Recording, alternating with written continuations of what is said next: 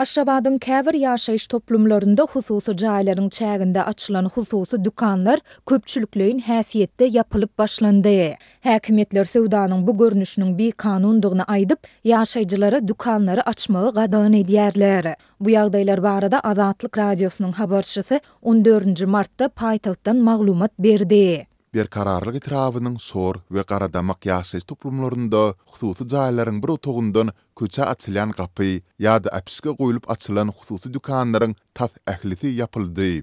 Olardan dükan gapylaryny we apiskelerini kerpiç örüp ýa-da beton goýup ýapmaklyk talap edildi. Diýip ýagdaýlardan habarly yerli ýaşaýjy anonimlik şertinde gurrun berdi. Habarçymyz hususy jaýynyň çäginde dukan açan ýaşaýjylara dürli möçörde jerimäniň salnandygyny aýtdy. Ýöne ol bularyň anyk mukdaryny häzirlikçe anyklap bilmedi. Bu işleri amal eden etrap häkimliginiň we etrap polisiýasynyň işgärleri ýaşaýjylara hususy jaýlaryň çäginde dukan açmagyň we onda sowda etmegiň bir kanundygyny aýdýarlar. Olar dukan eýlerine siz dukan açmak we sowda etmek üçin ýürüýte ruhsatnama almaly, harasaçylyk gullugynyň barlygyndan geçmeli we döwlete salagy tölemeli diýdiler. Dip bu ýagdaýlara şaýat bolan ýene bir ýaşaýjy anonimlik şertinde aýtdy. Bellesek hususy jaýlaryň çäginde hereket eden bu dukanlaryň eýeleri ruhsatnamasyz işleýärler, sowdany nagt görnüşinde alyp barýarlar we döwlete salagy tölemeýärler. Şol bir wagtda dukan eýeleriniň bir näçesi dukan açmak üçin ruhsatnama almagyň juda çylşyrymlydygyny, özleriniň bürokratik bökdönçlükler we para berim bilen ýüzüýiz bolýandygyny aýdýar. Ruhsatnamany almak üçin degişli häkimetlere uly mesberde para bermeli bolýar. Ýöne bizim bu mesberdäki parany bermäge ýagdaýymyz ýok, başga iş ýoklugy derarly güderan eklemek üçin şeýle ownuk sowda bilen meşgullanmaly bolýarys. Dip hususy jaýynyň çäginde dukan açan ýaşaýjy anonimlik şertinde aýtdy. Aşgabat şäher häkimligindäki bir çeşmämiziň tasdiklamagyna görä, dukanlary ýapmak barada ýokurdan buyruk berildi we muny gyssaly ýerine ýetirmek talap edildi. Ýokurdaky ýolbaşçylar buyrugyň sebäbini bu dukanlaryň eýeleriniň döwlete salagy tölemeýändigi, şol sebäpli büdjetde uly boşluklaryň emele gelendigi bilen düşündirdiler. Şondan soň şäher häkimligi hem bu barada şeýle dukanlaryň köpçülikleýin ýerleşýän sebiti bolan bir kararlyk etrap häkimine we polisiýa bölüminiň başlygyna tawşyryk berdi diýip çeşmämiz belledi. Dukanlaryň ýapylmagy diňe dukan eýelerine däl, eýse yerli ilata hem oňoýsuz täsir edýär. Garadamak we şor ýaşaýyş toplumlarynda hususy dukanlaryň ýapylmagy netijesinde häzirki wagtda yerli ilata ýurduň sowda we daşary ykdysady gatnaşyklar ministrligine degişli diňe bir sany döwlet dukany hyzmat edýär. Ilat öň golaýyndaky dukanlardan gerekli hajatlaryny satyn alyp bilýän bolsa, häzir Garadamakdaky ýekitäk dukana barmaly bolýar. Başga dukanlaryň işlemeýändigi sebäpli şunlar bu dukanyň öňünde adamlaryň uly nowatlaryny görse bolýar.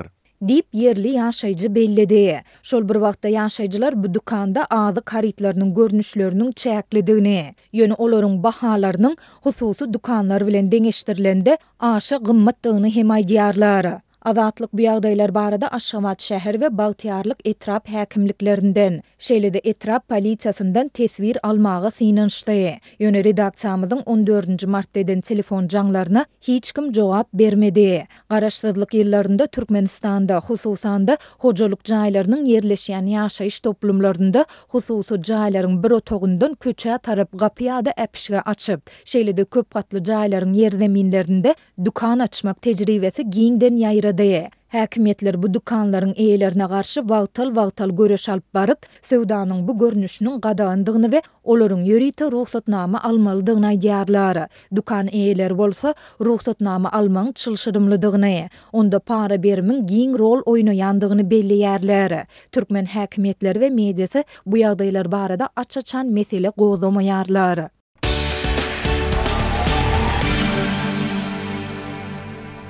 Balkan vilayetinde büdjet edara kärhanalarynda işgärlerden we okuw jaýlarynda studentlerden we okuwçylardan dürli maksatlar üçin pul toplamagy işe alınıp barylýar. Martyň başyndan beri talap edilen puluň muktary artýar we uzipsiz aýlyklaryna zordan maşgala dolandyrýan adamlaryň alydatyny güýçlendirýär. Ähli büdjet edaralarynda we okuw jaýlarynda işgärlerden we studentlerden dürli maksatlar we çäherler üçin ýygnalan puluň muktary artýar. Goloýda 8 mart üçin ýygymlardan ýadan büdjetçiler indi ýazgy bag ekmek we Gyzylarba etrafynda ýazgy kartoşka ekmek üçin tohumluk kartoşka satyn almak üçin pul tapşyrmaga mejbur edilýär. Dip Türkmen başyly çeşmelerin biri 14-nji martda gurrun berdi. Döwlet tarapyndan dolandyrylýan Bahar Bağ ekiş kampaniýasy we kartoşka ekmek ýaly oba hojalygy işlerini maliýeleşdirmek üçin ilatdan alınýan pul tutumlaryna Türkmenbaşy şäheriniň we etraplaryň döwlet edaralarynda işleýänler, şeýlerde Deňiz institutunyň studentlary we mektep okuwçylary sedebar edilipdir. Türkmenbaşy şäherini we Hadar şäherçetine degişli büdjetçiler Gyzalarbatdaky kartoşka ekilýän meýdanlar üçin tohum satyn almaga pul tapşyrýan bolsalar, Balkanawat şäheriniň edara jaýlarynda ýygnalýan pula bereket we Mahtumguly etraplarynda ekilýän kartoşka üçin tohum satyn almak göz öňünde tutulýar. Bu barada Azatlyk radiosu bilen anonimlik şertinde gurrundaş bolan birnäçe Balkanly çeşme gurrun berdi. Bu ýagdaý büdjet işgärlerini ören aladlandyrýar. Mart aýyna büdjet işgärlerini agyr bolýar. 8-nji mart ýerki kartoşka, bağ ekmek ýaly çäreler, soň bolsa Nowruz bayramy çäreler üçin pul bermeli bolýarys. Bu aýlykdan öýümizde pul galmady, tutumlar ýadatdy. Dip Türkmenbaşy şäheriniň büdjet edaralarynyň birinde işleýän Balkanly öz nägileligini bildirdi. Çeşmeleriň ýene biri şäher hastahanalaryň birinde işgärlerden her aýda alynýan tutumlaryň arasynda edara jaýyny bejermek we ýol başçynyň günortanlyk naharyny öpçün etmek üçin pul alynýanlygyny gurrun berip, şu aýda tutumlaryň 600 manatdan, ýagny aýlygyň 4den 1 böleginden ýokary bolanlygyny aýtdy. Bir aýda 100 manat remont üçin, 100 manat baş lukmanyň günortanlyk nahary üçin, 100 manat 8-nji mart üçin, 100 manat bağ ekmek üçin, 70 manat kartoşka tohum satyn almak üçin, 150 manat Nowruz bayramy üçin alındy. Dip medisina edaratynyň işgäri gurrun berdi. Habarçymyz Türkmenistanda medisina işgärleriniň ortaça aýlygynyň 2,5 müň manat töwereginde bolýanlygyny belledi. Balkanly medisina edaralarının işgärleri öz zähmet haklaryny tutuşlugyny alan we öýlerini elten wagtynyň ýatlaryna düşmeýänligini aýdarlar. Halk bizden närazy bolýar. 5 manat tanzym üçin pul sorasak, biz hem öýümizde aýlygymyzy dogly alyp baralymyz ýadymyza düşenok. Baş lukmanyň hyzmat ulogy döwlete hastahananyň işgärleri pul çykaryp bejerdip bermeli bolýarlar. Ýolbaşçylar hastahanalarda öz adamlaryny işgärlerden pul ýygnamak üçin ulanýarlar. Dip Balkanly büdjet işgäri gurrun berdi. Şuňlar Balkan welaýatynyň orta mekteplerinde okuwçylardan Bahar Bağ ekiş kampaniýasy üçin 20 manatdan toplanýar. Balkanawatda bolsa mektep okuwçylaryny her gün goramaçylykly görnüşde Saparmat Türkmenbaşy adyndaky drama teatryna alyp barýarlar. Munyň üçin okuwçylaryň her birinden 7 manat tölek etmek talap edilýär. Geçen hepde Aşgabatyň orta mekteplerinde ähli halk bağ ekişligi üçin her okuwçydan 60 manat mukdarda pul toplanýanlygy habarçylarymyzyň maglumatlarynda aýdylypdy. Türkmen hökümeti her ýyl 2 ýedek ýazdy we güzde goramaçylykly millionlarça agaç ekilýänligini eglan edýär. Bu bağ ekişlikde ulanylýan nahallar üçin ilatdan pul alınýar. Türkmenistanda ilatdan şol sandy mektep okuwçylarynyň dürli maksatlar üçin ýygyderli görnüşde pul ýygnamak däbi ençe melbäri dowam edýär. Azatlyň habarçylarynyň ýurtdan beren maglumatlaryna görä hususanda büdjet işgärlerinden her aýda milli medeniýet prezidentiň suratlary, döwlet şygarlary we baýdaklary, bağ arasaçylyk, medeni we sport çäreleri, şeýlede owa hojalygy üçin tutumlar edilýär. Şeýle tutumlar aýlygyň 10%-na barabar bolýar. Pul tutumlary ýyllar boýy ýyzdan alınýar. Garşylyk bildiren işgärlere işten kowulmak haýbat atylýar. Döwlet edara kärhanalarynyň işgärleriniň ýolbaşçylary işgärlere tutumlara garşy çykmazlygy maslahat berýärler, bolmasa işten boşadyljakdygyny açyk duýdurýarlar.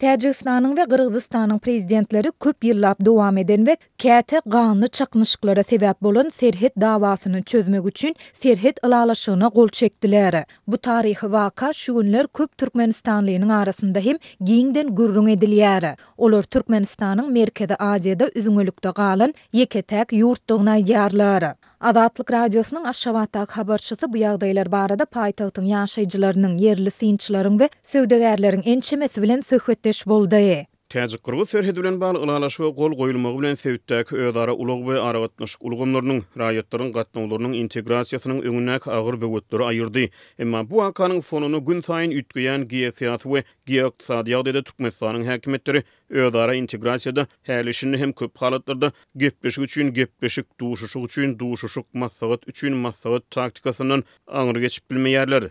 Dip goňşy ýurtlar bilen gatnaşyklary ýakyndan ýydarlayan Aşgabatly ýaşaýjy anonimlik şertinde aýtdy. Hatta yurtda birazcık oňyn bolayjak ütgeşmeler hem ýaşaýjylaryň tasdiklamagyna görä berk ýapyklyk, üzüňelik we durmuş reallygyny boyun almazlyk syýasatynyň synmaz diwarına urulýar. Olar muňa mysal edip, Türkmenistanyň we Özbegistanyň arasynda ýakynda ýola goýulan erkin söwda tertibini getirýärler. Ýatlasak, Özbegistan we Türkmenistan iki ýurduň arasynda erkin söwda tertibini girizýär diýip, Özbegistanyň maýa goýum senagat we söwda ministrliginiň metbuat gullugy şu aýyň 1-nji 10 günlüğünde ma'lum etdi. Munyň netijesinde iki ýurduň çäklerinde öndürilen önümlere degişli gümrük paçlary ýatyryldy diýip, ministrligiň beýanatynda aýdyldy.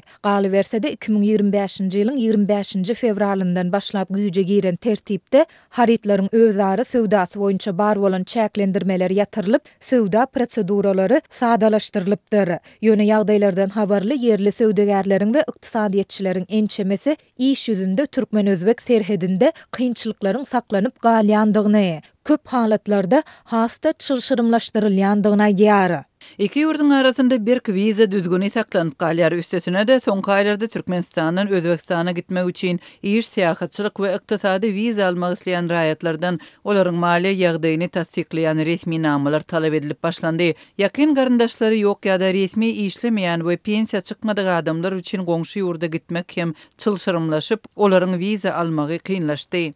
Diýip ýagdaýlardan habarly yerli söwdegär anonimlik şertinde aýtdy. Onuň tasdiklamagyna görä Özbek raýatlarynyň Türkmenistana gelmegi hasta kyn bolmagynda galýar. Ol Özbegistanly tanışlaryna salgylanyp, iş ýüzünde Türkmen häkimetleriniň adaty Özbek telekeçileri, syýahatçylary, ziyaretçilary we ýaşaýjylar üçin Türkmen wizasyny aňsatlyk bilen bermeýändigini aýdýar. Şeýle üzüňelik ýagdaýynda nähili integrasiýadan, hyzmatdaşlykdan gürrüň açmak bolar. Goňşy ýurtlar, hususan da Merkezi Aziýa bilen uçar, otla, avtobus gatnawlary hem ýok. Türkmenistan Merkezi Aziýada üzüňelikde galan ýeketäk ýurtdur diýip Aşgabatly ýaşaýjy aýtdy. Azatlyk radiosynyň Özbek, Täjik, Kyrgyz we Gazak gulluklarynyň jurnalistleriniň tasdiklamagyna görä, Merkezi Aziýanyň Türkmenistandan başga ähli 4 ýurdunyň paýtagtlarynyň arasynda uçar gatnawlary ýola goýulandyr. Türkmenistan bu ýurtlar bilen ýolagçy uçar gatnawyny ýola goýmadyk, ýeketäk Merkezi Aziýa ýurdudyr. Ýurduň tas 34 ýyllyk garaşlyk taryhynda Türkmenistanda hatda goňşy awtoritar ýurtlaryň fonunda hem hiç ýyly häzirki zaman we hukuk normalaryna laýyk gelýän we iň möhimi jemgyýetiň öňünde haýsy hem bolsa bir meseleni gozgap ýa-da raýatlaryň soraklaryna açaçan jogap berip biläjek döwlet dolandyrylşy ýola goýulmady.